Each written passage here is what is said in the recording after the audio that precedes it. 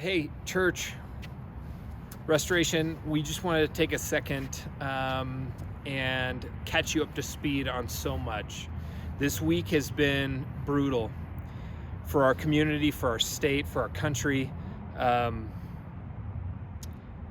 Just another tragedy, another shooting, another senseless act of violence. And we grieve, we mourn, we lament. And some of us, to be honest with you, we are just tired of it. We're numb. We have our ways of coping. We hit a few social media posts. And then all of a sudden it just kind of moves on. And I've been in touch with a lot of pastors this week. We've been praying together. I've been in touch with a lot, as you know, my work with the police department, a lot of officers and command staff. And we hate this. And our world is broken, and it is in need of God's intervention even more.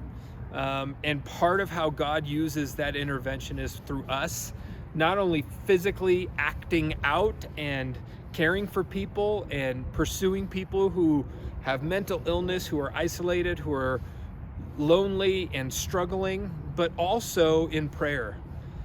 And we just believe that there is a very spiritual element to all the violence that especially Colorado has experienced over the last 25 years. There's something more going on than just a lack of legislation.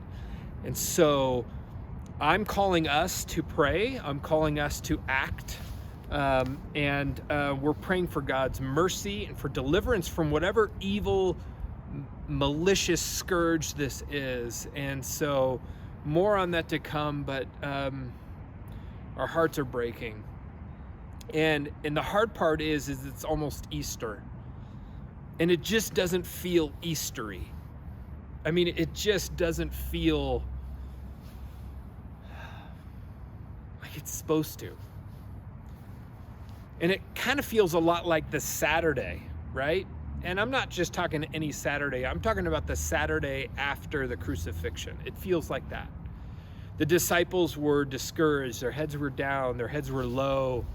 Their teacher had died. Their hopes had been thrown aside. And it feels a little like that. But here's the thing. We know that Sunday comes. We know that Sunday arrives and the disciples celebrate and they find the tomb empty and they meet Jesus and he shows them his wounds and he shows them his plan, and they still don't totally get it. There's all sorts of things going on, but church, we have hope. And those of us who follow Jesus, we cling to a thread, like a tangible hope. And that's what we're going to celebrate on Easter. And the great news is we get to be together. We have arranged to be here at the Arvada Center, at the outdoor amphitheater. That's what we're shooting for, weather permitting. No matter what, we'll be here at the Arvada Center celebrating the resurrection. And hallelujah, right? Celebrating the fact that Jesus walked out of the tomb, and he is the first fruit. He is the sign of what is to come for you and for me who follow Jesus, that this world will be remade, and we are going to celebrate that on Easter. And a couple things you need to know. Lawn and stadium seating, okay? Bring your own hot piping coffee in your own thermos. They're not prepared to serve us coffee yet. We will have a mountain of donuts here. It's a whole family service. Bring your kids. We will have bags of things for the kids to keep them occupied. Very Eastery, you know. It's going to be about a 45 minutes, 50-minute service, gathering together, and we just can't wait to be together. The Arvada Center is following the Jefferson County regulations right now, trying to stay a 5-star event center. We will be wearing masks, but we will be together. And we can't wait to see you.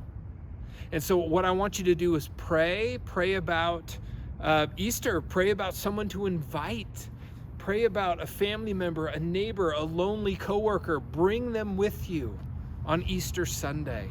We will have registration links going out this week. We have 250 spots. We want to fill it, and we want you to be a part of that. One last thing before we finish up this little announcement bit. Our Acts 4 Giving Fund. Many of you have been a part of that over the last year during COVID.